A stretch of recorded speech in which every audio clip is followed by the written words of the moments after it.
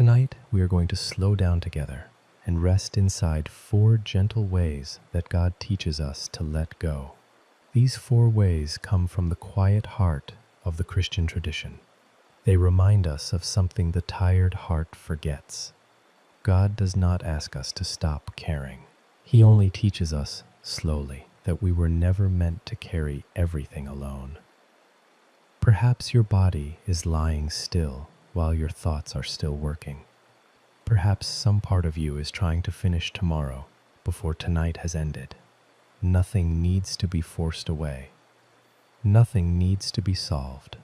There is grace for the part of you that is still awake. Before we begin, feel free to share what time it is and where you are listening from. It is quietly comforting to know who else is awake tonight. You are not the only one here in the dark. You do not need to be Catholic to listen. You do not need to know anything about the saints, the Gospels, or theology. You only need to be here. That is enough. You are welcome. You can be still. There is nothing to figure out tonight. There is nowhere else to be. You can let the words pass gently over you. You can be still without remembering them. You can rest. Thank you for joining us here at Midnight Chapel. Let us begin. The first way God teaches us to let go is the gentlest of them all. He teaches us to let go of the work, not to abandon it, only to trust that when our part is finished, the rest is not ours to carry. We can set it down. We can be still. There is an old story that Jesus once told about a farmer and a field of seed. It is a very small story. He told it in only a few lines, and then he let it rest. But inside those few lines, there is enough peace for 100 sleepless nights. It helps to slow down and really see him. The field itself he had known his whole life. He had played at its edges as a boy. He had worked it beside his father, and his father beside his own father before that. Every dip and rise of the ground was familiar to him.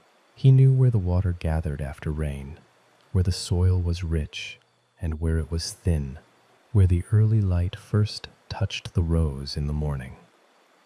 He is not a young man. His hands are worn from many seasons of this same work. He knows the weight of the seed in the cloth bag at his side. He knows the give of the soil beneath his tool. He has done this so many times that his body no longer has to think about it, and his mind is free to be quiet as he works. A man scattered seed upon the ground. He worked through the daylight, opening the soil and covering each row with care. And then, the story says, he went to bed. He slept through the night and rose again in the morning. And while he slept, the seed sprouted and grew. He did not know how. That is the heart of it. The man did not know how the seed became a green shoot beneath the dark earth. He did not stand over the field at night. He did not command the roots to reach downward. He simply slept, and the growing happened without him.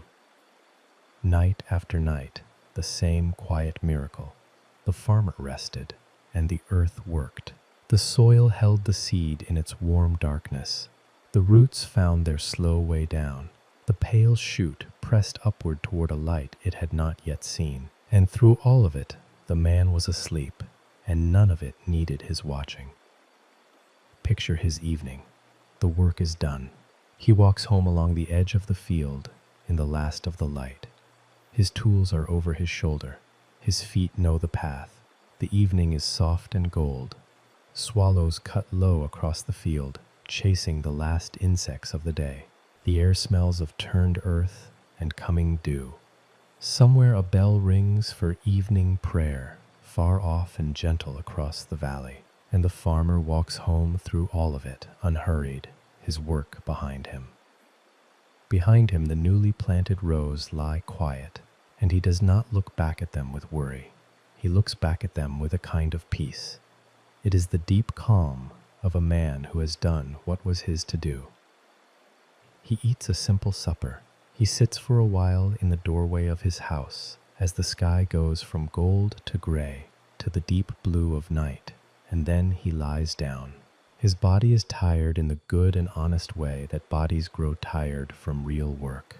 His mind, at the end of the day, grows as quiet as the field. He does not rehearse tomorrow. He does not replay today. He lets the thoughts settle the way dust settles in still air, slowly, gently, until there is only the calm of a body ready for sleep. He does not lie awake going over the field in his mind. He does not count the days until harvest. He simply closes his eyes and lets the day be finished and sleeps. And out in the dark, the field is not sleeping. That is the wonder of it. While the man rests, the ground is full of quiet work he will never see. Water moves through the soil. The seed softens and splits. Something in it that was folded and waiting begins gently to unfold. None of this asks his permission. None of it waits for his return. It simply happens. It happens in the dark. The days pass this way, one after another, in the old rhythm of the land. He wakes with the light. He tends what needs tending. He watches the weather move across the far hills and reads the color of the sky the way his father taught him.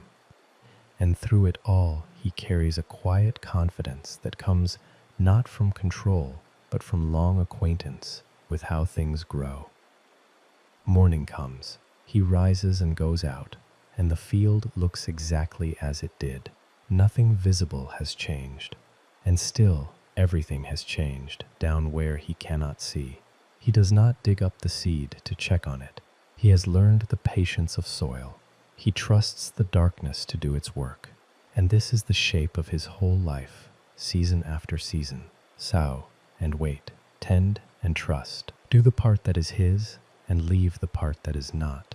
He has made his peace with the mystery of it long ago, the way all who work the land eventually must. He goes about his day. He lets another night come. He rests again. This is grace, quietly at work. It does not need your watching. It does not perform for your eyes. It works in silence. It works underground.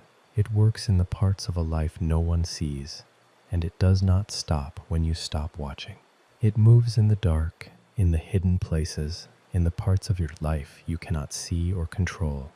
You can pour yourself into the work of your day, fully, with everything you have. And then, when the light fails, you can stop. You can hand the outcome to the dark and the depths and the slow, faithful processes you did not invent and cannot command. Your part is the planting. The growing is not yours. You can rest. The field is held. The seed is held. Grace is doing its slow and faithful work while you sleep. There is a grace in the ordinary rhythm of the farmer's life. He works, and then he rests. He gives the day his effort, and then he gives the night his trust. He does not confuse the two. When it is time to work, he works with his whole body. And when it is time to rest, he rests with his whole heart, because he has learned that the field belongs to a grace larger than his labor. That grace is at work in your life too, whether you feel it or not. It does not depend on your believing in it tonight. It does not depend on your understanding it. It simply works, faithfully, in the dark soil of your days, bringing slow good things up toward a light you cannot yet see. Think of all the seasons behind him, every one of them the same. He plants. He waits. The green comes up when it is ready, not when he demands it. He has never once made a seed grow by wanting it to, and he has never once had a field fail him for lack of his worry. You planted, grace grows. You can rest in that. You can let the field be held. This is the first way of letting go. There is work that belongs to your hands, and there is work that does not. Your hands opened the soil today. Your hands carried the seed, but the growing itself was never yours to do. The growing belongs to God. That is enough. You can rest. Imagine the field on that first night. The rows lie dark and even across the hillside. Nothing seems to be happening. If you walked out with a lamp, you would see only bare, earth quiet and unremarkable, and yet, beneath the surface, everything has already begun. The seed has already started its patient, hidden change. You cannot see it. That is difficult at first, for anyone who likes to see the results of their care. The farmer had spent the whole day watching his own hands work. He had watched the tool enter the soil. He had watched each seed fall. He had watched the earth close over it. And now the next movement would happen in a darkness he could not enter. But this is not abandonment. This is trust. The farmer did not stop caring about the field when he closed the gate and walked home in the evening light. He cared very much. He simply understood that his caring did not require his staying awake. The field was safe without his eyes upon it.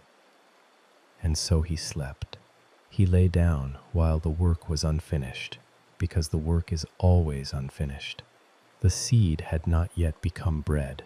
The field had not yet become harvest. There was still a whole season between the planting and the loaf on the table. But he did not need to hold that whole season tonight. He only needed to rest. Perhaps you know the feeling of lying down with unfinished work. Most nights are like that. The day ends, but the tasks do not. There is always a row left unplanted, a letter left unwritten, a conversation left open. The farmer teaches us that this is simply the shape of an honest life. Being still is not the reward for finishing. It comes freely. It asks nothing. If it were, no one would ever rest. Rest comes in the middle of the unfinished. It comes while the seed is still hidden and the outcome is still unknown. The farmer lay down not knowing whether the rain would come or whether the cold would spare the young roots. He let go of the knowing. He let the field belong to God through the night, and the field was safe. Peace held it.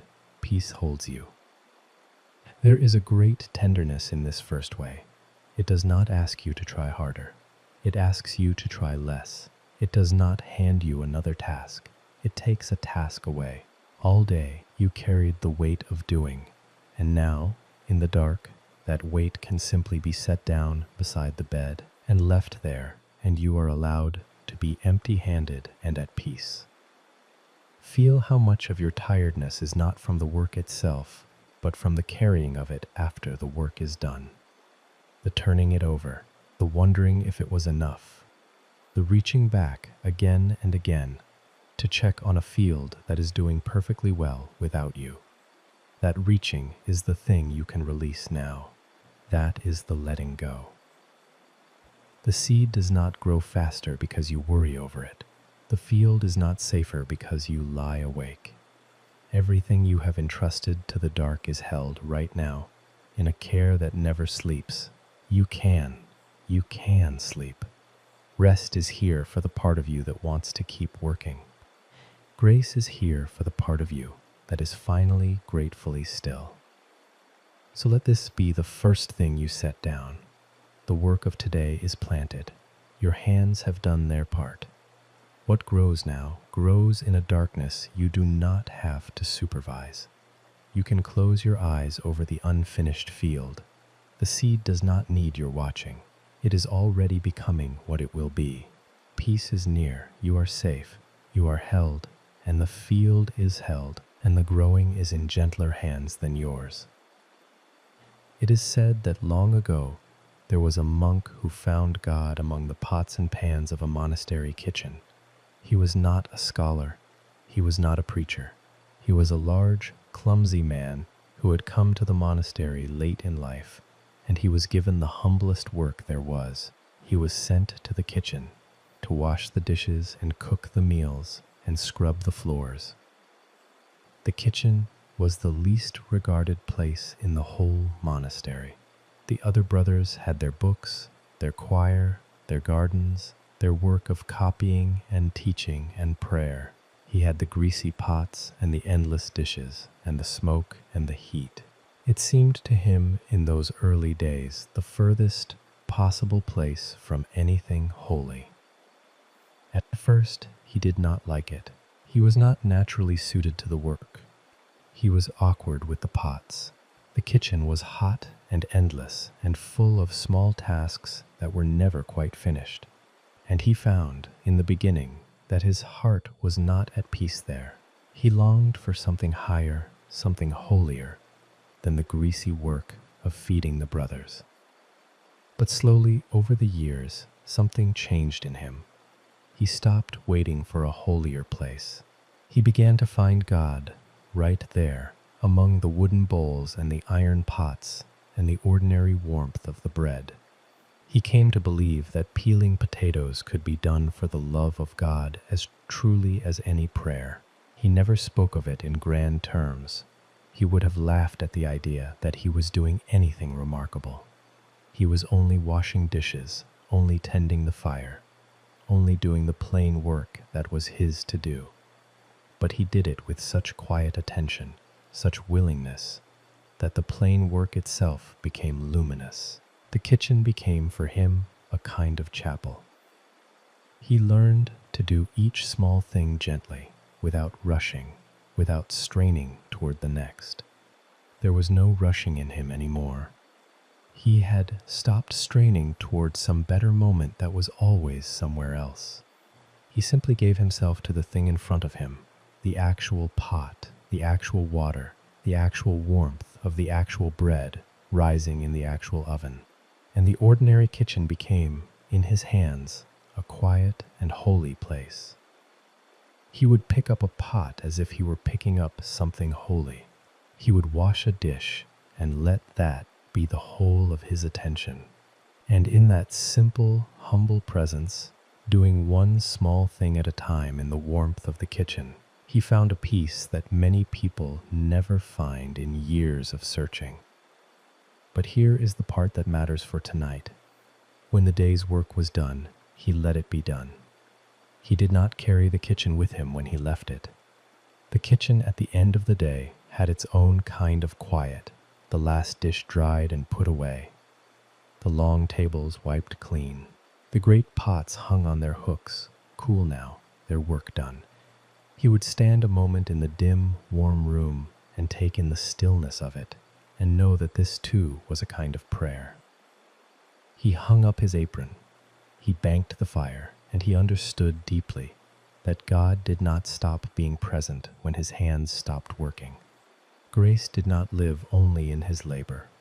Grace was there in the stillness too, when the pots were quiet and his hands were finally at rest.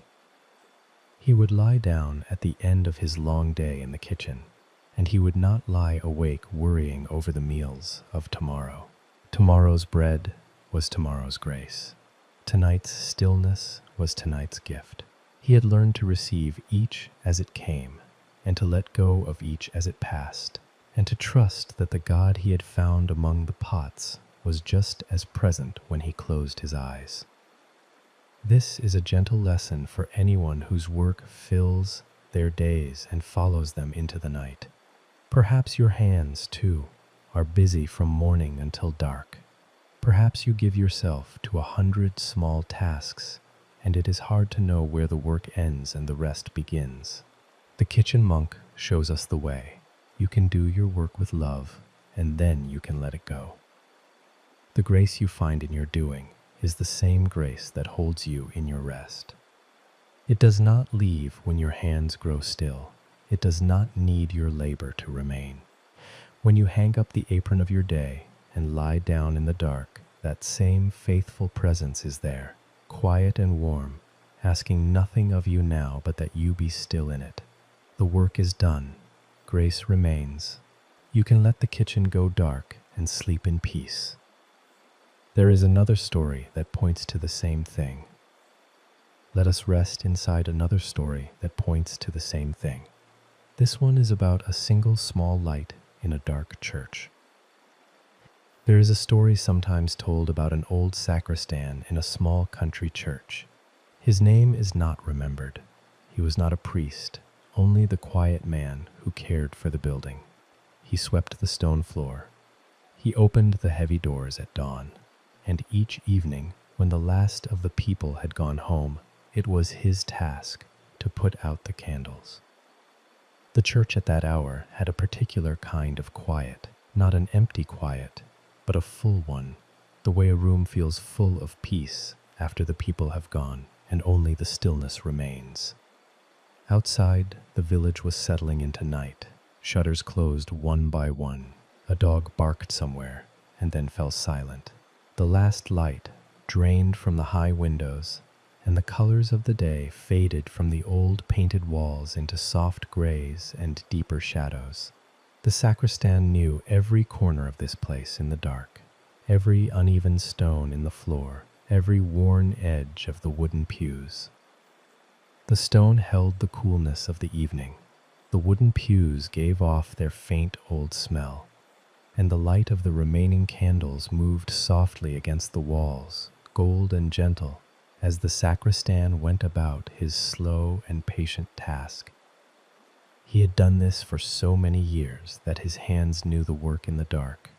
He would move slowly down the side of the church, from one candle to the next, pressing each small flame into silence with a worn brass cap. One by one the lights went out. One by one the warm circles of gold faded back into shadow. He liked this hour more than any other. The church was empty and still. The day's voices had gone. Only the smell of wax and old stone remained, and the deep quiet that gathers in a room built for prayer. He moved without hurry, extinguishing the candles that others had lit that day, letting the darkness return gently to its home. But there was one flame he never touched. Near the altar, a single small lamp burned in red glass. Someone long ago had lit it, and the tending of it had passed from hand to hand across the years, from one keeper to the next, so that it had never once gone dark. Generations had knelt in its faint red glow. Generations had drawn comfort from knowing it was there. It hung there day and night, and it was never put out.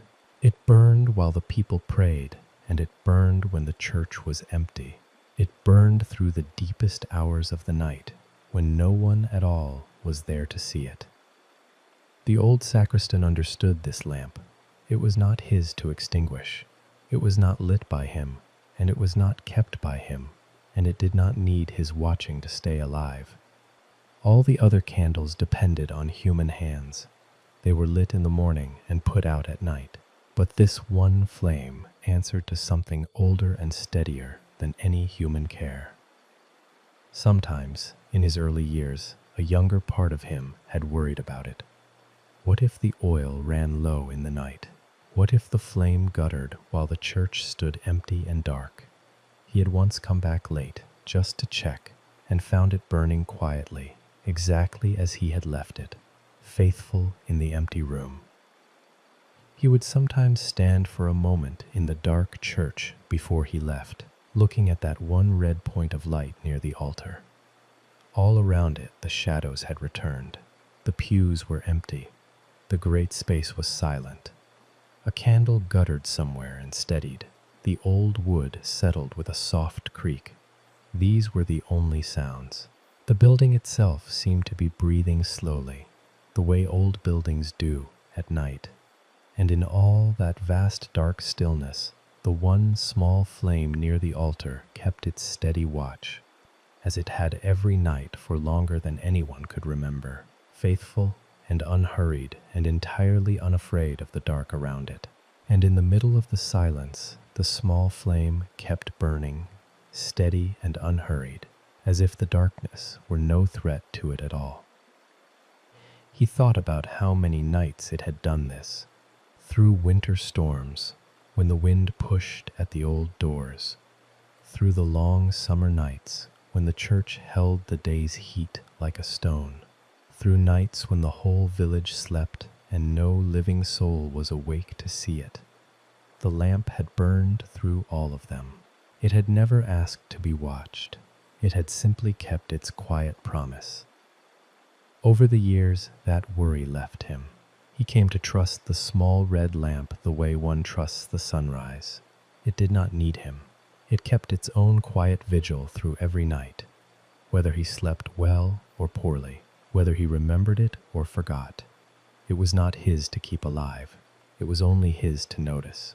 That is peace, nothing to keep. And this is a gentle picture of the first way of letting go. There are lamps in your life that you have been trying to keep alive with your own watching, a worry you return to in the dark, a person you love and cannot help, something you check and recheck, afraid that if you sleep, the flame will fail. But some lights are not yours to keep. You did not light them, and you cannot extinguish them, and they do not depend on your open eyes.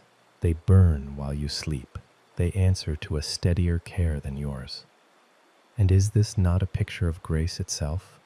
A light you did not kindle, that you cannot put out, that burns steadily through the darkest hours, whether or not anyone is there to see it.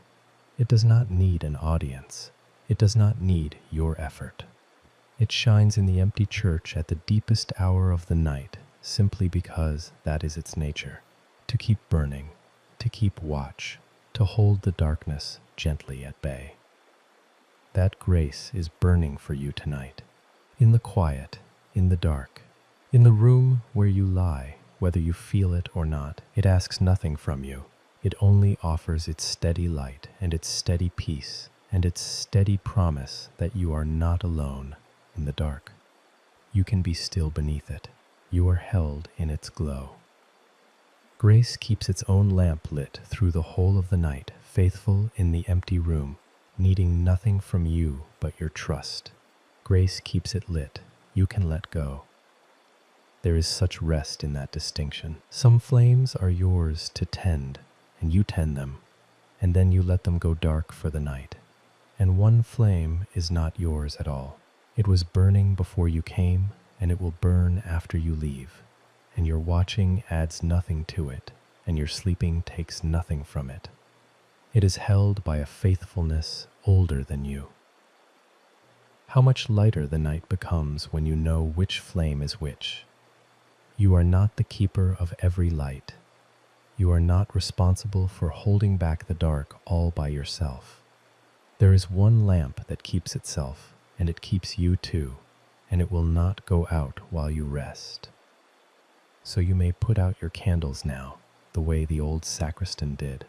Let the small worries of the day go dark, one by one, pressed gently into silence, and the one flame that matters, the one you cannot keep alive by watching, will burn on without you. It is safe. It is held. It has never once gone out in all the long nights of the world. You can rest beneath its quiet light. It is safe. You are held.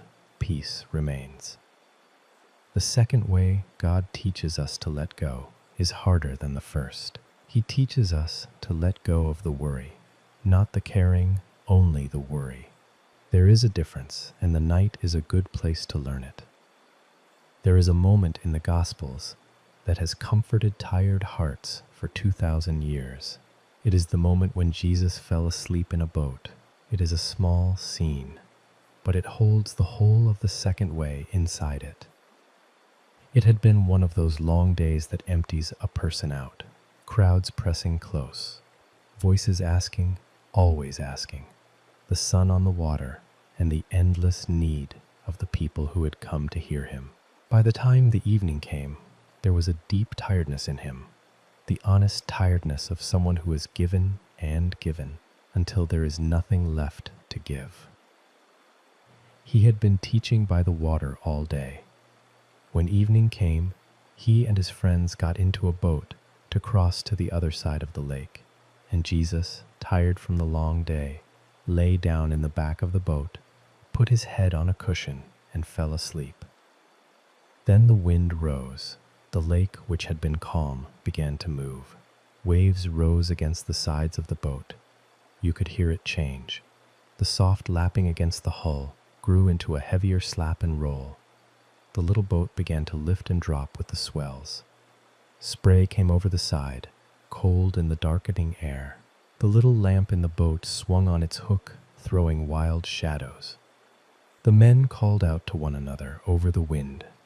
Water sloshed cold around their feet in the bottom of the boat, Everything that had been calm a short while before was now movement and noise, and the deep unease that comes when the water turns against you in the dark. The far shore, which had seemed so close, disappeared behind the rising water. This was the kind of night that made even experienced men grip the wood a little tighter. The water that had carried them so gently began to rock them hard. The fishermen among them knew these sudden storms. They knew how quickly the water could turn. But hold the picture gently for a moment. Do not let it become frightening. The wind is only the breath of the lake. The waves are only the water remembering how to move. And in the middle of it all, in the back of the boat, on a simple cushion, a man is sleeping. He is not pretending to sleep. He is not keeping one eye open. He is asleep in the deep and honest way of someone who has worked hard and trusts the night. The storm moves around him, and he does not stir. His breathing stays slow. His face stays soft. The boat rocks, and he sleeps on. Feel the weight of that image. A wooden boat on dark water.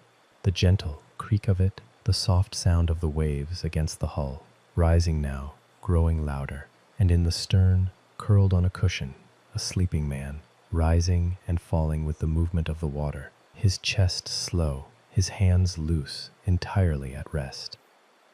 He had given the day everything. He had spoken to crowds until his voice was tired. He had healed and taught and listened until there was nothing left to give.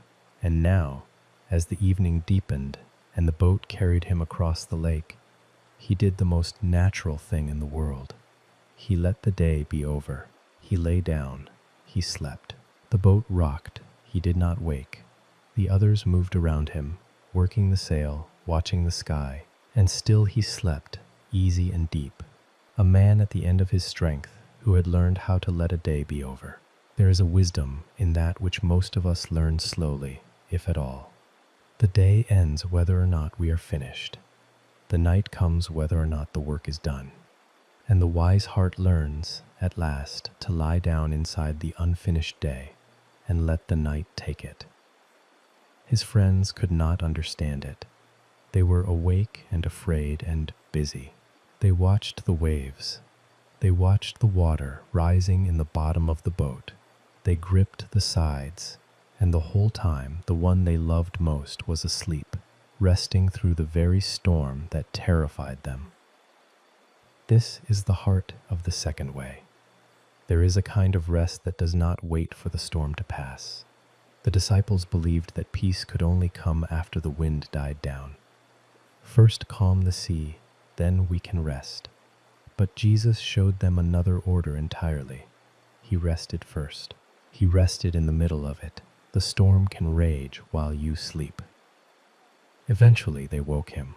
They could not bear his calm, and what he did next is well known. But tonight we do not need the drama of it. We only need the quiet that followed. The wind dropped, the water grew smooth, and a great stillness settled over the lake. The kind of stillness that comes not with noise, but with a lowered voice. The storm became peace, and the boat, which had been tossed, now simply floated.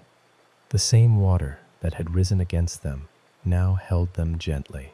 Nothing had been lost. No one had been harmed. The night had frightened them, but the night had never been in charge. Perhaps you are in a small storm tonight. Most of us are, in one way or another. Something is unsettled. Something rocks the boat of your mind, and the waves of it rise just when you are trying to rest. The worry says you must stay awake until the water is calm. But the boat is held. The water beneath you, however it moves, is held in a larger hand. You do not have to calm the sea before you close your eyes. You do not have to wait for the wind to drop. You can rest first the way he did, in the back of the boat on the cushion, with your breathing slow and your face soft. This is a peace the world does not understand. The world says, peace is the absence of storms. Quiet the trouble, settle the accounts, resolve the fear, and then perhaps you may rest. But the boat teaches something the world has never learned. It is not the absence of the storm.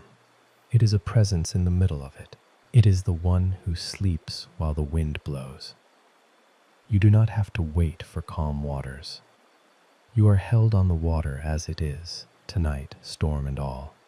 The same waves that frighten you are cradling the boat. The same night that feels so large is held in a hand larger still. You are not being asked to still the sea. You are only being asked to rest in the boat, beside the one who already has. The storm can rage while you sleep. Let that be enough tonight. How gently the lake holds the boat once the fear is set aside. The water that seemed like a threat is simply water, doing what water does, rising and falling in the dark. And the boat rides upon it, small and safe, carrying its sleeping passenger through a night that was never truly dangerous. The calm was always available. It was only the fear that hid it. Your night is like that lake. It may be moving, it may feel unsettled, but it is holding you, not harming you, and there is a peace available in the middle of it that does not wait for the water to go still. Reach for that peace now, quietly. It is the calm of the sleeping man in the stern. It is the grace of resting before the storm has passed. You are held on the water. You are safe. You are in the boat with the one who does not fear the water. He is resting. You can rest too. The waves will not sink what he is carrying. Peace is coming, and even before it comes, you are safe. There is another moment in the Gospels, quieter than the storm, that teaches the same letting go of worry. It is an evening when Jesus pointed to the flowers of the field and the birds of the air, and told the anxious hearts around him to simply look and to be at peace.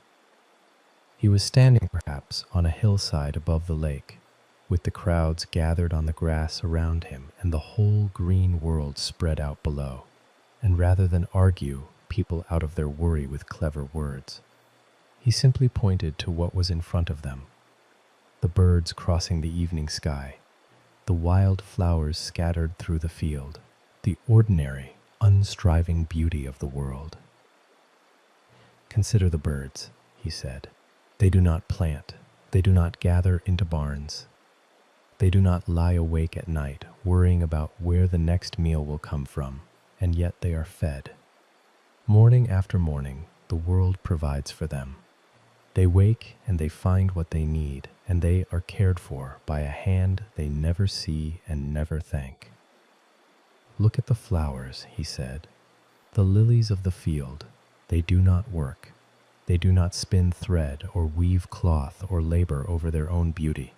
They simply grow quietly where they are planted. And yet even the greatest king in all his robes was never dressed as beautifully as one of these simple flowers standing in a field. Picture that field at evening. The light is soft and low. The flowers stand in the gentle air, not straining, not striving, simply being what they were made to be. A small breeze moves through them. They bend and they rise, and they are at peace. No lily has ever lain awake at night. No flower has ever worried whether it was beautiful enough. They simply grow where they are put, and open when the light comes, and close when the dark comes, and trust the ground beneath them without ever once calling it trust. They carry no worry about tomorrow. They hold no fear about whether they are enough. They simply grow and are held and are beautiful. He did not shame them for their fear. He knew how heavy worry sits on the human heart. He simply turned their eyes outward, away from the anxious churning within, toward the wide and gentle evidence of a world that is cared for. This was his gentle argument against worry, not a command, not a scolding, just an invitation to look at the world and see how much of it is cared for without any anxiety at all. The birds do not worry, and they are fed. The flowers do not strive, and they are clothed in beauty. And you, he said, are worth so much more than the birds and the flowers. There is such rest in this. Worry has never once fed a bird or grown a flower. Worry adds nothing to the world. It does not lengthen your life or solve your troubles or change a single thing about tomorrow. It only steals the peace of tonight, and the flowers who do not worry at all are held more tenderly than all our anxious striving ever holds us. So consider the birds tonight as you lie in the dark. They are asleep now, tucked into the trees, breathing softly, held through the night by the same care that feeds them in the morning. They are not worried. They do not need to be. And you, worth so much more than they, are held by that same care tonight, exactly where you are. Consider the flowers. They have closed for the evening. They stand quietly in the dark field, not straining, not afraid, simply resting in the ground that holds them. Tomorrow, they will open again to the light, and they will be cared for as they always are. You can rest the way they rest. You can let go of tomorrow the way they let it go. You do not have to carry it tonight. This is the mercy hidden in the flowers of the field. You were never meant to worry your way through the night. You were meant to rest, held and provided for, like the birds in the trees and the lilies in the grass. Let the worry go now. It feeds nothing. It grows nothing. It only steals your peace. And you are held far more gently than you know, by a care that never sleeps through the whole of the dark. Be still now. You are provided for. Peace is yours. There is another story that points to the same thing. This one is smaller and closer to home. There is a story sometimes told about a mother whose child had been ill. She could hardly remember now what it felt like to sleep through a night. She had learned the sounds of the sick room by heart. The small coughs in the night, the restless turning, the change in breathing that made her heart seize with fear. For weeks she had lived tuned to every sound, ready to rise at any moment, her own body worn thin by the constant listening. The illness had taken that from her weeks ago. Every night had become a vigil, a creak of the house, a shift of the blankets, a change in the rhythm of a small chest rising and falling. She had learned to hear all of it, even in her sleep, and to come awake in an instant, ready. It had kept her child safe through the worst of it, but the worst was over now, and her body had not been told. Every small sound had become a question. She had poured out her love in the currency of lost sleep, and she had done it gladly, because that is what love does when someone small is in danger. It had been a hard season. For many nights she had sat beside the small bed, listening to the child breathe, rising at every sound, sleeping only in thin and broken pieces. The illness had been serious. Her fear had been real. But now the child was healing. The fever had broken days ago. The color had come back to the small face. The doctor had come and gone and said the worst was over. The child was sleeping through the night now, easily and deeply, the way children do when their bodies are mending. And yet the mother could not stop waking. Long after the danger had passed, her body still rose in the dark. She would wake with a start, her heart already anxious, and go to the child's room and stand over the little bed and listen. And every time she heard the same thing: slow breathing, peaceful sleep. The fever was long gone. The color had returned to the small cheeks. The doctor had come and looked and said the words every frightened parent longs to hear, that the worst was behind them, that the child would be well, a child well on the way to healed. She knew in her mind that the danger was gone, but her body had learned to watch, and it did not know how to stop. The worry had become a habit deeper than thought. So night after night she rose and stood in the dark doorway, guarding a child who no longer needed guarding, losing her own rest to a fear that had already done its work and left. The nights blurred together. She would surface from a shallow sleep with her heart already pounding, certain that something was wrong, though nothing was wrong. The house was quiet at that hour, quiet in the particular way. Houses are quiet in the deep of the night, when everyone should be sleeping, and the only sound is a mother's soft footsteps. The floorboards were cool beneath her feet. A little light came in through the window, enough to find her way by. The night pressed soft against the windows. The village slept. The whole world seemed still except for this one weary mother, moving through her quiet house on feet that knew every board, drawn once again to the doorway of a child who no longer needed her vigil. She moved through the familiar dark toward the room where the child lay. She would cross the cold floor in the dark. She would stand in the doorway of the child's room and wait until she heard it, the small, even breath, the sound of a child at peace, and only then would her own heart slow. And then she would go back to bed, and an hour later she would do it all again. She was so tired. The fear had outlived its reason. The child was well now, truly well, but her body had not received the news. It still stood guard over a danger that had already gone. She was losing her rest to a shadow, and she did not know how to stop. One night her own mother, who had come to help, found her standing there. The older woman had raised her children and buried her fears long ago.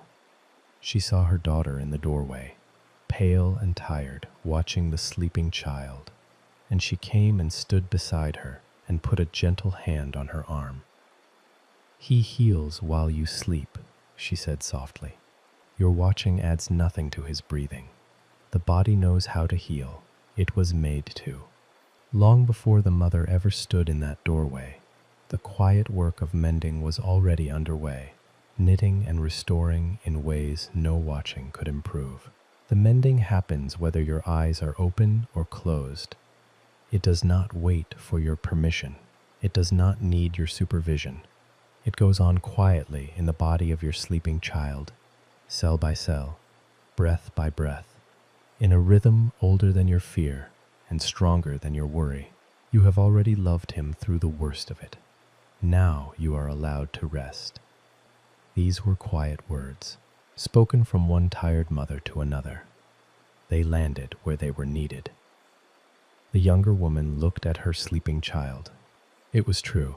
Her standing there did not make him breathe. Her fear did not guard his healing. His small body was doing its own slow work, in a rhythm older than her worry, tended by a life she had not given and could not command. Her watching added nothing. Her rest would take nothing away. And so that night, she went back to bed. It was hard at first. The habit of fear pulled at her. But she lay down anyway, and she let the child heal in the dark without her eyes upon him. And in the morning he woke, rosy and well, and he had never once needed her to be awake. The healing had held him all night long. This is the second way of letting go. There are things you keep watching long after the danger has passed. Old fears that rise from habit, not from truth. You stand in the doorway of some worry, guarding what no longer needs your guarding, losing your rest to a fear that has already done its work. There is a peace that comes when we finally trust the healing to happen without us. The mother could not mend her child by watching. No parent can. The body knits itself back together in the dark, in its own hidden way, tended by a grace that asks for no supervision. Her love was never in question. She could give her child many things. She could give food and warmth and comfort and 1,000 kinds of care. But she could not give healing by staying awake. That was not hers to give. It was already being given, freely, by a life she did not command. Only her sleeplessness. And her sleeplessness was doing no good at all. So it is with almost everything you keep watch over in the night, the person you cannot fix. the situation beyond your reach, the outcome you cannot force. Your watching does not hold it together. Your rest will not let it fall apart. It is held already in hands more capable than yours, mending in a rhythm you did not set and cannot rush. But the healing happens while you sleep. Your watching adds nothing. The people you love are held by a care deeper than yours, mending in a rhythm you did not make and cannot hurry. What peace there is in finally trusting the mending to a grace that never tires. The mother could lay down her long watch because the healing had never needed her eyes. It had its own quiet strength. It worked in the dark, in the body of her sleeping child, tended by the same faithful care that grows the seed and keeps the lamp and holds the boat upon the water. You can lay down your watch too. Whatever you have been guarding through too many nights, you can entrust it now to that same grace. It will not fall apart while you sleep. It is held by hands more tender and more capable than your own. You have loved. You have kept your long vigil. Now grace keeps the vigil, and you are allowed at last to be still in peace. You have loved them through the worst of it. Now you are allowed to rest. You can leave the doorway.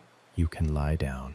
They are safe, and you are safe, and the night will do its quiet mending without you. You are held. Peace is near.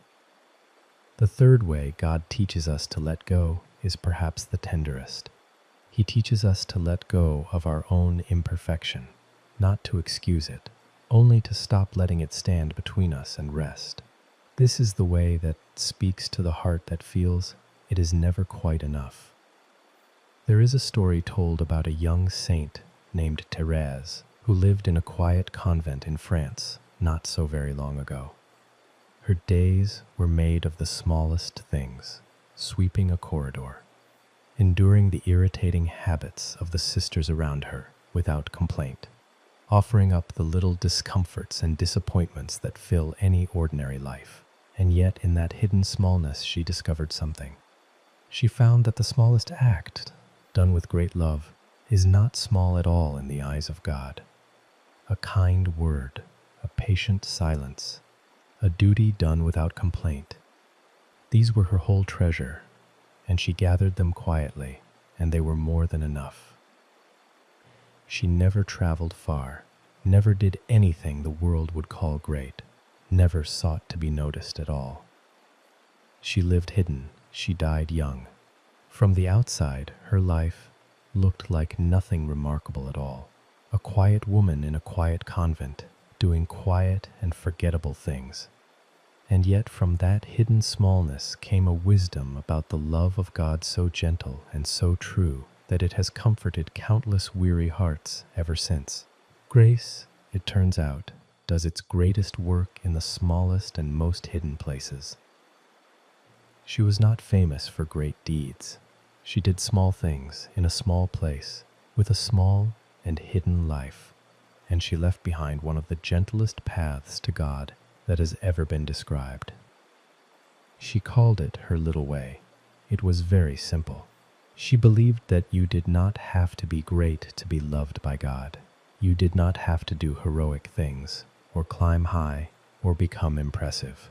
You only had to be small, and to trust the way a child trusts a parent, without earning it and without proving anything. There is a story about her prayers that is especially dear. Thérèse, it is said, would often fall asleep while praying.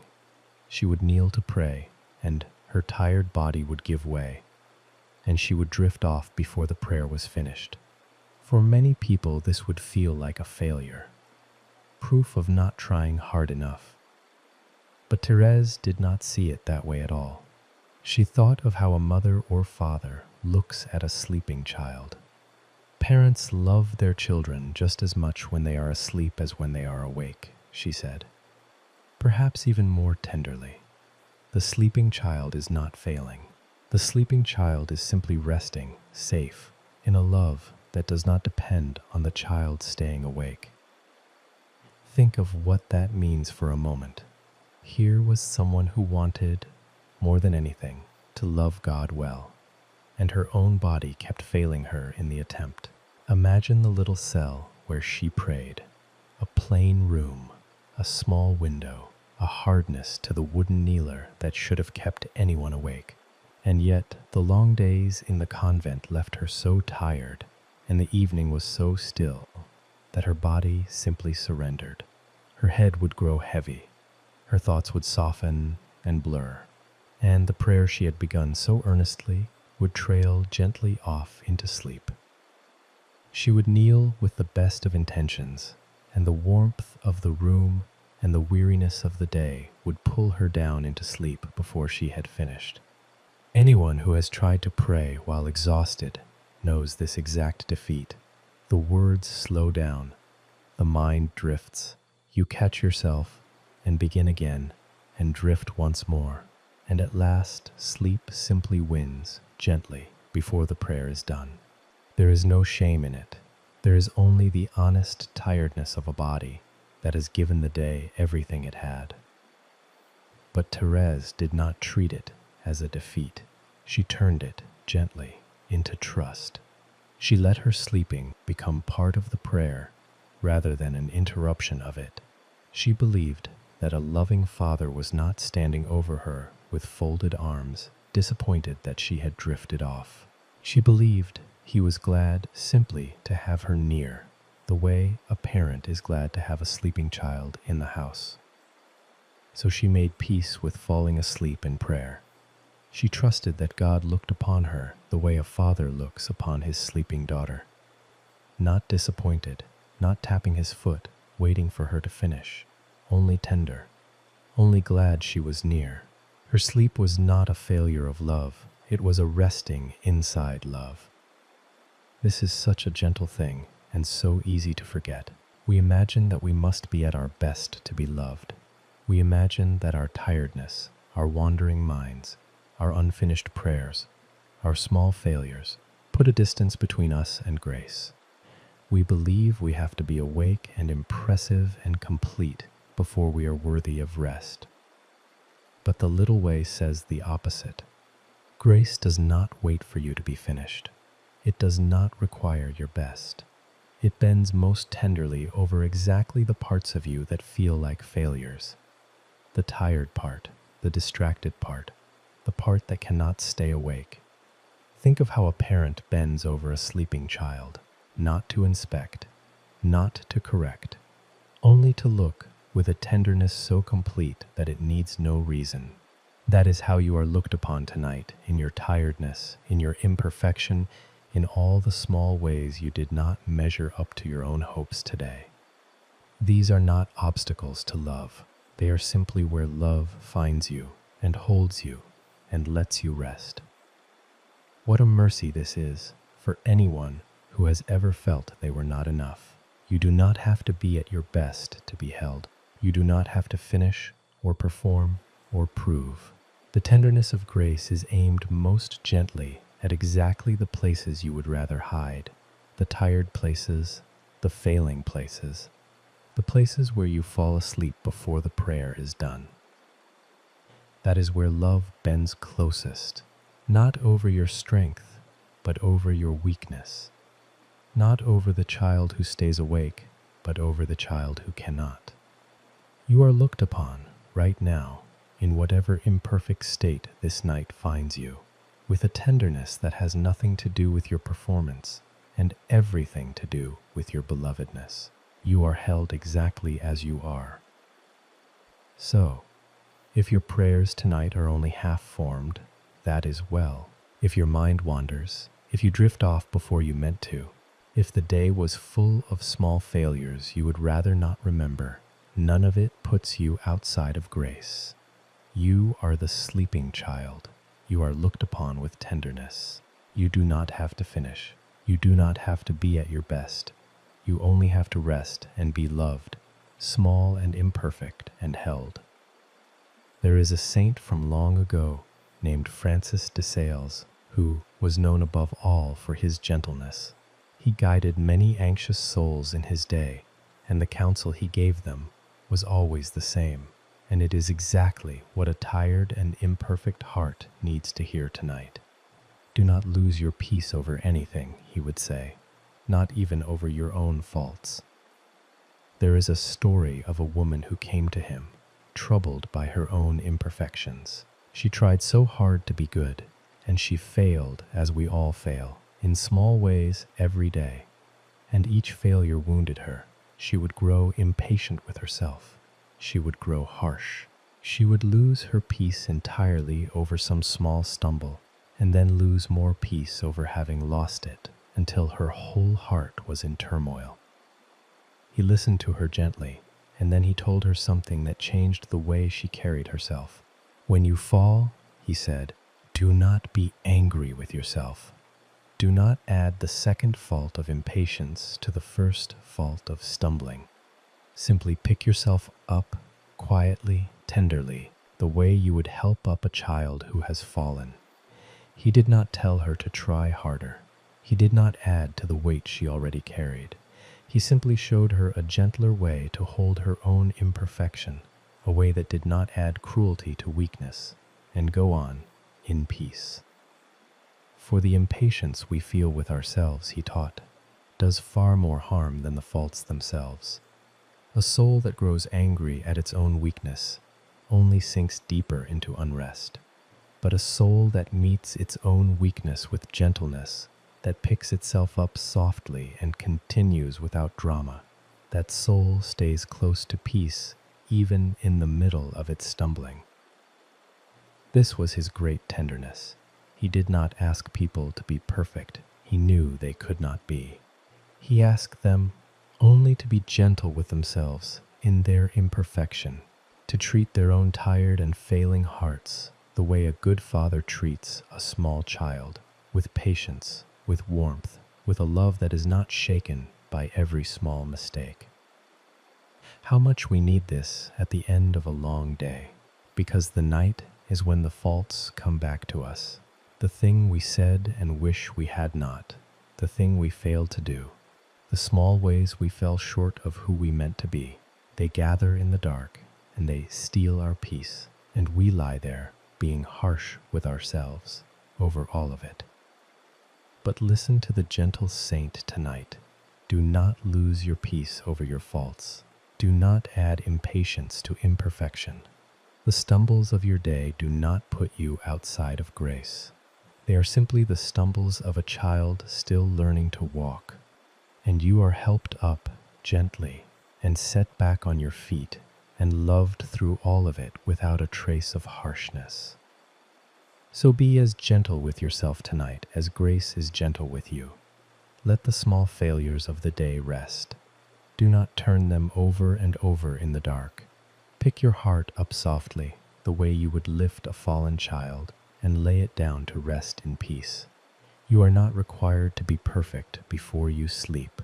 You are only asked to be gentle and to let yourself be held. This is the deep peace of the gentle way. Your faults are not held against you. Your imperfection does not push grace away. You are met exactly as you are, with a tenderness that does not scold and does not shake. Let that tenderness be yours now, turned toward your own tired heart. Rest gently. You are gently held. Peace is here, even for the parts of you that stumbled today.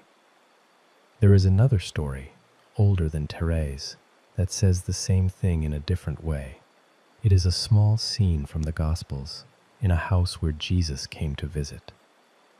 Bethany was a small village not far from the city, and this house was a place where Jesus was truly at home.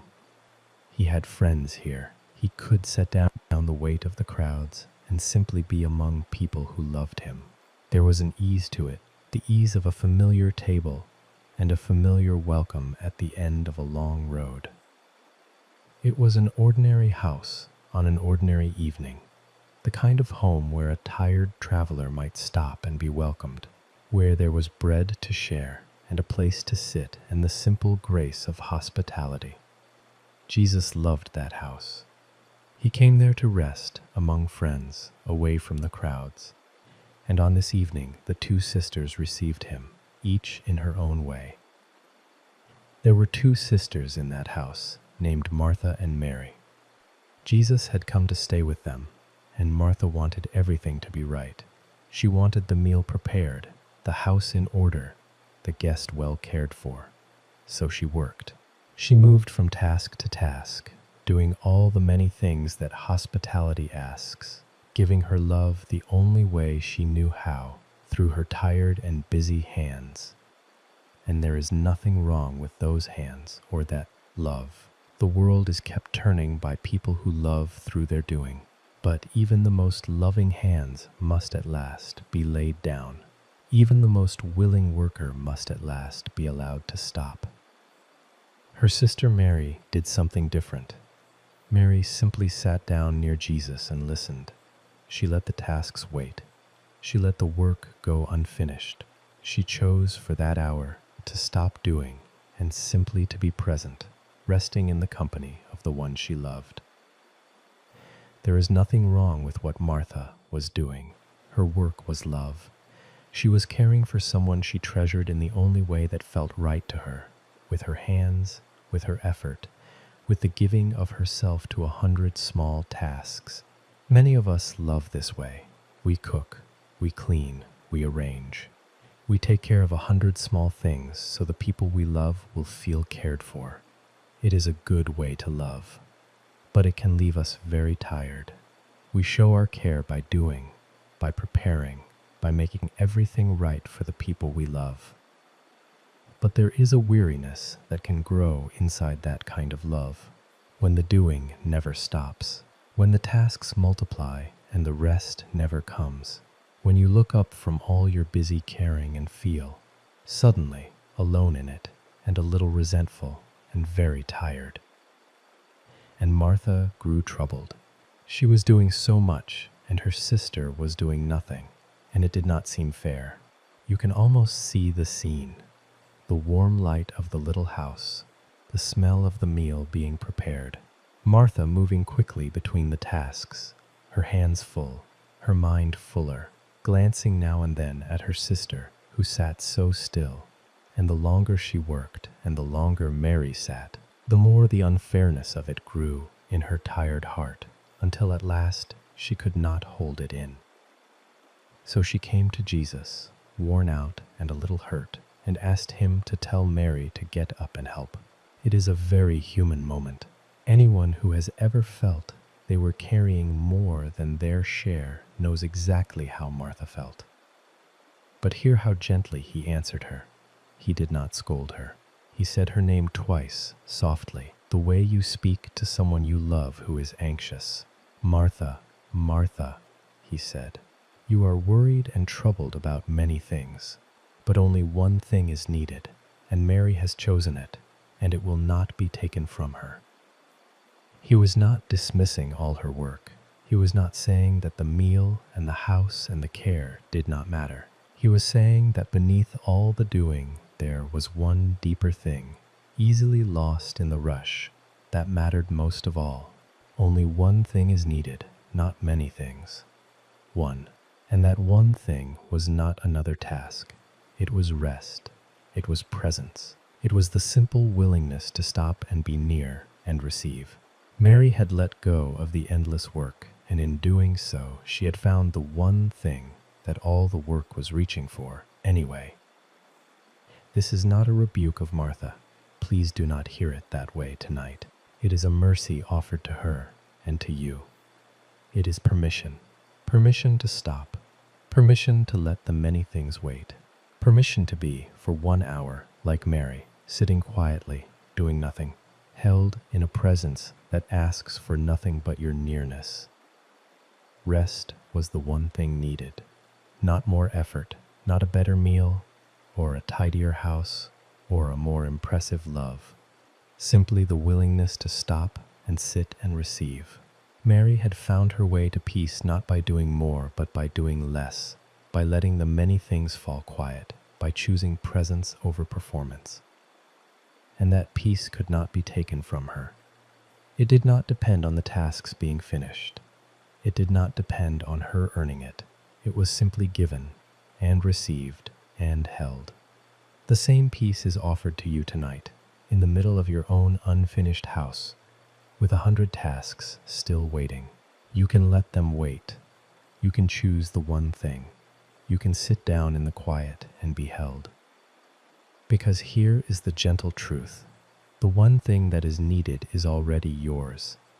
You do not have to earn it with your busy hands. You do not have to finish the many things first. Like Mary, you can simply sit down in the presence of love and let the unfinished tasks rest in the dark and receive the one thing that will never be taken from you. That is grace. It asks nothing. It only offers. So let this be the third way you let go tonight. Let go of the need to be at your best. Let go of the many things. You are the sleeping child, loved in your imperfection. You are Mary, allowed to stop. The one thing you need is already here, already given, already holding you. You can rest in it. You are enough, exactly as you are tonight. This is the deep peace of the little way. You do not climb toward grace by becoming better. Grace comes down to you, exactly where you are, exactly as you are, and gathers up all your small and imperfect offerings and calls them enough. The half-finished prayer is enough. The wandering mind is enough. The tired heart that meant well and fell asleep is enough, and more than enough, and dearly loved. Let that be your comfort tonight. You have nothing to prove and nothing to finish. You are the sleeping child, held in a love that watches over your rest with tenderness. There is no test to pass before you are allowed to close your eyes.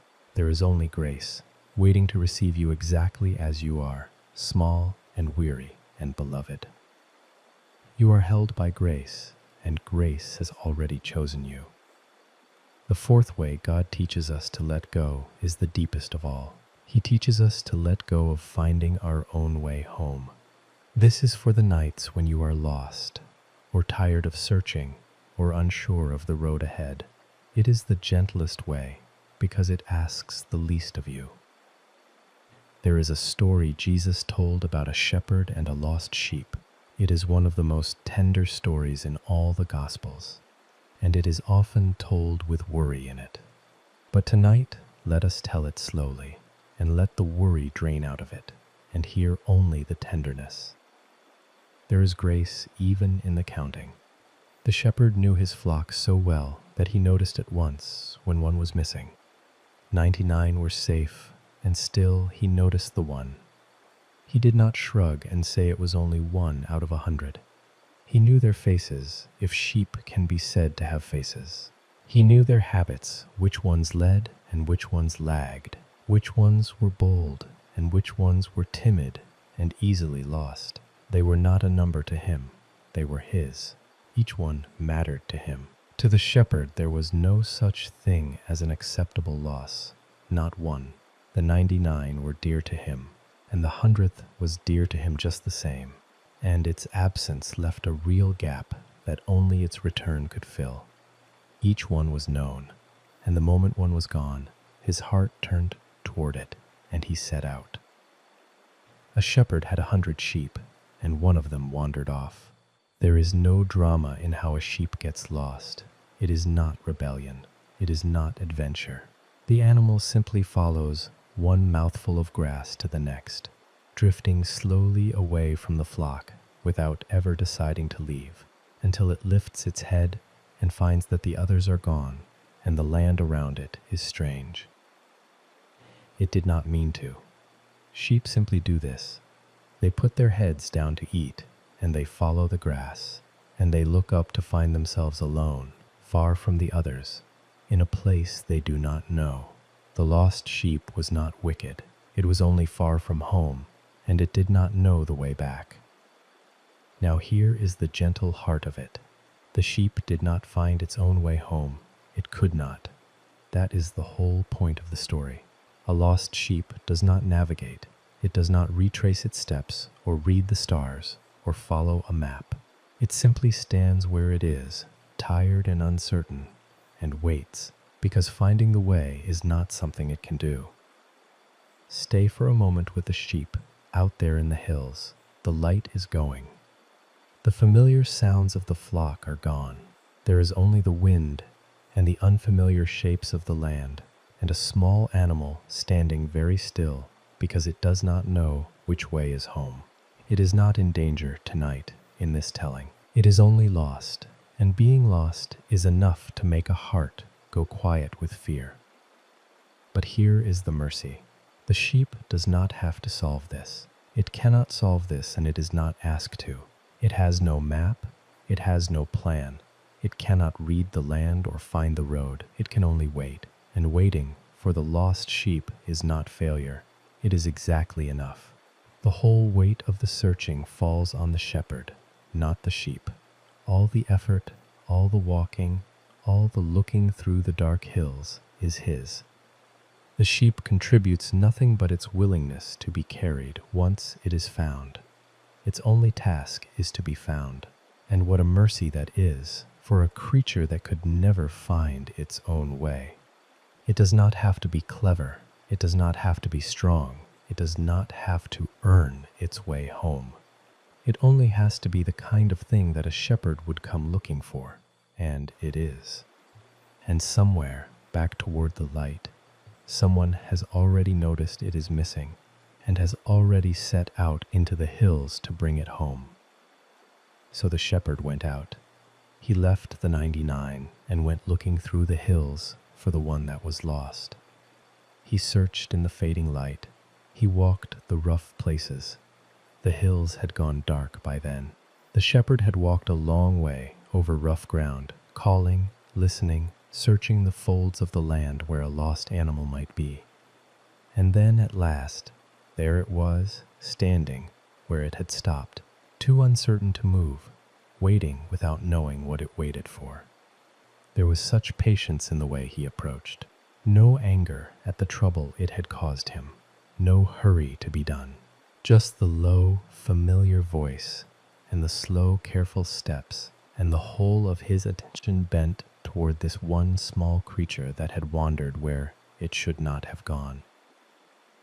He came to it slowly, speaking low so as not to frighten it further. And when at last he found the sheep, he did not scold it, and he did not drive it home ahead of him. He lifted it up and laid it across his shoulders and carried it. Carried it. That is the image to hold tonight. The sheep did nothing to get home except be found. It did not walk back on its own tired legs. It rested on the shoulders of the one who came for it, and it was carried the whole way home, through the dark, warm against the neck of the shepherd who had wanted it back. The animal did not understand what was happening to it. It only knew that it had been lost, and now it was carried, and the carrying was gentle, and the fear was gone. It let itself be held. It had no other work to do. This is the fourth way of letting go. You do not have to find your own way tonight. You do not have to know the road. If you are lost or far from where you meant to be, or too tired to take another step, you are not required to navigate your way back to peace. You are the sheep. You only have to be found, and you already are. Someone is looking for you in the hills. Someone knows exactly where you are, even in the dark, even in the place you do not recognize. And when you are found, you will not be driven home. You will be lifted and carried and held against the warmth of the one who came for you. There is such peace in being the one who is carried. The sheep does not navigate. It does not strain or plan or find its own way through the dark hills. It simply rests on the shoulders of the one who came for it, warm and safe, held all the way home. All its finding was done for it. All it had to do was be found. And you have been found. That is the grace of it. You do not have to locate your own way back to peace tonight. You do not have to earn your rest or prove you deserve to be brought home. You are already on the shoulders of the one who came looking. You are already being carried. You can stop straining. You can let your legs go still. You can be carried and trust the road to the one who knows it. The way home is not on your shoulders. It is on his, You can stop searching. You can rest and be carried. There is a story told among the desert fathers, the old teachers who went out to live in the quiet of the wilderness long ago. A young monk came to one of them, restless and searching. He wanted to find peace. He wanted to find God. And he believed that to find these things, he would have to keep searching, keep moving, keep looking somewhere beyond where he was. He came to an old teacher named Moses, who had lived many years in the desert and had grown very quiet and very wise. The young man asked him the question that was burning in his heart. "Where should I go?" he asked. "What should I do to find peace?" And the old man gave him an answer so simple that the young monk almost could not believe it. "Go, sit in your cell," the old teacher said, "and your cell will teach you everything." That was all. Not a journey, not a great labor, not a distant holy place to travel toward. The young man had come so far to hear something profound. He had left his home. He had crossed hard country. He had sought out one of the wisest teachers in all the desert, and the wisdom, when it came, was smaller and plainer than anything he had imagined, and harder and kinder. Just this: return to the small, plain room where you already live. Sit down in it, stay, and let the stillness itself become your teacher. The young man had wanted a road to walk. He had wanted somewhere to go, something to do, some way to earn the peace he was chasing. And the old teacher took all of that away and gave him instead the hardest and gentlest instruction of all. Stop searching, stop going, sit down where you are. All his running had been a kind of escape from the one thing that could help him, which was to simply stop, to be still, to sit with himself in the quiet and let the quiet do its slow work. What you are looking for is not somewhere else. It is here, in the stillness you keep running from. Picture that small cell. It is nothing grand. A plain room, a simple mat, a lamp burning low against the wall. The thick stone keeps the silence in. There is nothing to achieve there, nothing to chase, nothing to prove. There is only the quiet and the self and the slow presence of God that fills a room when a restless heart finally stops moving and lets itself be still. This is the last thing to learn about letting go. So much of our searching is a way of not resting. We look for peace everywhere except in the stillness right in front of us. We believe it must be somewhere we have not yet gone, in some better place, some finished task, some future we have not yet reached. And all the while, the peace we are chasing is waiting quietly in the room we are already in. You do not have to go anywhere tonight to find your rest. You do not have to solve anything or reach anywhere or become anyone. Your cell is your bed, your quiet, the small, still place where you already are. Sit down in it. Stay.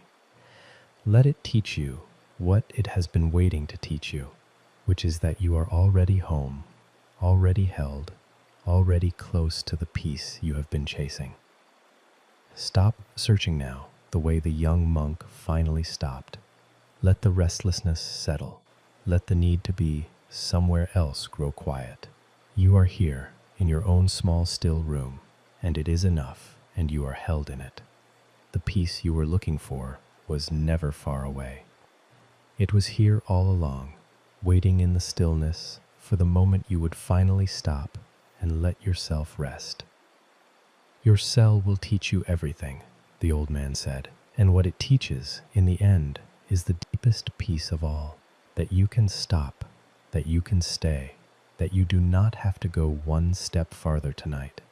There is nowhere further to go. There is nothing more to reach. The long search that has kept you moving can finally end, right here, in the plain and ordinary place where you already are. You are already where grace can find you. You are already home. Sit still and let the quiet hold you. You have arrived. You can let go. There is one more story tonight, and it is the quietest of them all. It is a story about a road at evening, and two tired travelers, and a companion they did not recognize. The light was long and golden the way it goes at the close of day. The road stretched ahead of them, quiet and dusty, winding gently through the hills toward the small village where they were headed. There was no hurry in their steps. Grief slows the body. It makes the feet heavy and the road long. There was no reason left to rush, no bright future pulling them forward, only the dull necessity of going somewhere, because one cannot simply stand still in the road forever. Where was there to hurry to now? The thing they had hoped for was gone. So they simply walked, slowly, letting the road carry them away from the city and toward the quiet of the coming night. There was only tiredness and sorrow and the slow rhythm of walking that gives grief somewhere to go. On the first evening after everything had changed, two of Jesus' friends were walking away from the city, toward a village called Emmaus. Everything they had hoped for seemed to have come to nothing. The teacher they had followed, the future they had imagined, all of it had collapsed in a few terrible days, and now they were simply walking away from it all, back toward ordinary life, carrying a grief too heavy for words between them. They were sad and confused and weary. The one they had loved and followed had been taken from them, and they did not understand, and they were simply walking the way people walk when they do not know what else to do. The evening deepened around the three of them. The hills turned violet and then gray. The first stars appeared in the darkening sky. Their long shadows stretched out ahead on the pale road and then dissolved as the light failed. And still they walked, unhurried, the two friends and the one they did not recognize, their footsteps soft in the dust of the ancient road. As they walked, a stranger fell into step beside them. It was Jesus himself, though they did not know it. Something kept them from recognizing him, and so they walked together in the long light of the evening, the two tired friends and the companion they did not know they had, and the stranger began to talk with them gently as they went. He did not rush them. He walked at their pace along the same dusty road through the same fading light. He listened to their sadness. He let them speak of everything that troubled them. And slowly, as they walked, he began to open things up for them, to speak in a way that made their heavy hearts feel somehow a little less alone on the road. Walk with them for a while. The road is long and dusty and gold in the low sun. Their feet are tired. Their voices are low. They are turning over their sadness the way you turn something over in your hands when you cannot put it down. And beside them, quietly matching their pace, walks the one they are grieving, though their eyes are held from seeing it. He does not announce himself. He does not correct them or hurry them. He simply walks and listens and lets them speak. He could have revealed himself at once. He could have ended their grief in a single word, but instead he chose to walk with them a while in their sorrow, to let them speak it, to be present to them in the dark before the dawn of their understanding came. There is such patience in it, such gentleness. The companion they long for is right there, shoulder to shoulder with them in the dust, and they do not know, and he does not force the knowing. He just stays close and lets the walking be enough for now. This is the part to rest inside tonight, not the ending, just the walking, just the long, slow road at evening and the presence that had joined them without their knowing. They thought they were walking alone in their sorrow, but they were not alone. This is the thing they would understand only later, looking back. The very moment they felt most abandoned was the moment they were most accompanied. The one they grieved was walking at their side the whole time, matching them step for step in the gathering dark. He had been beside them the whole time, matching their steps, sharing the road, present in a way they could not yet see. When they neared the village, the stranger seemed ready to go on farther. But the evening had come, and they did not want to lose the company.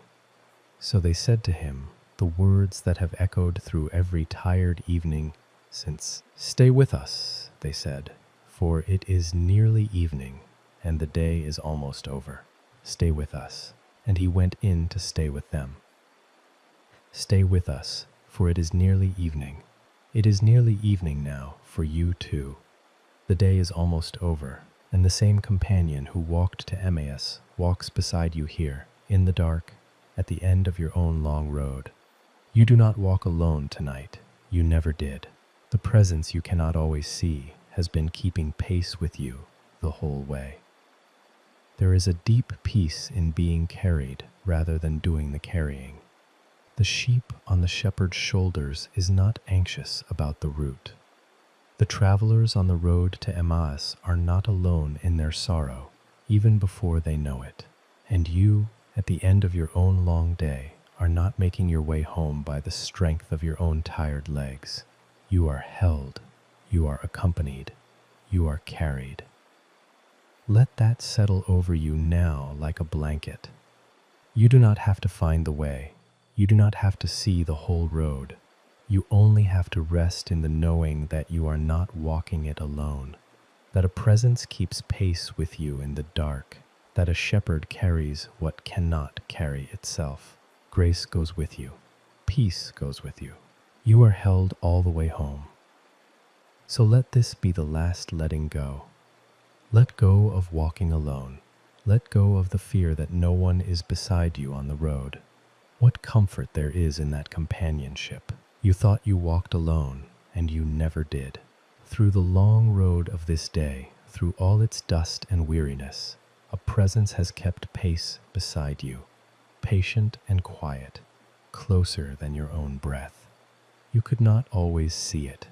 That does not mean it was not there. You will perhaps understand this best in hindsight, the way the travelers did. Only later, looking back, do we often see that we were accompanied all along, that the presence we longed for was beside us in the very hour we felt most alone. It was there. It is there now. That is the quiet presence in the road to Emmaus. You are not walking alone, even on the evenings when you feel most alone. The companion keeps pace whether you see him or not. The presence is faithful whether you feel it or not, and the not seeing does not make it any less true. And so the evening comes, and you do not face it alone. The grace that walked to Emmaus walks to your bedside. The one who stayed with the travelers stays with you. You can be still in that presence now, the way you settle in the company of someone you trust completely, someone who asks nothing and simply stays. You are accompanied, you are held, you are not alone, and you never were. He has been there the whole time, at your pace, in the fading light, closer than you knew. You can stop straining to see him. You can simply rest in the knowing that he stays. It is nearly evening, and he has come in to stay with you, and you are not alone. You do not need to remember everything you heard tonight. If one image stayed with you, let that be enough. Perhaps it was the seed growing in the dark while the farmer slept. Perhaps it was the monk finding God among the quiet pots of the kitchen. Perhaps it was the small red lamp near the altar that never goes out, faithful in the empty church through all the hours of the night. Perhaps it was the sleeper in the boat, resting through the storm. Perhaps it was the flowers of the field, held and beautiful and unafraid. Perhaps it was the mother finally lying down while her child healed in the dark. Any one of these is enough to carry into sleep.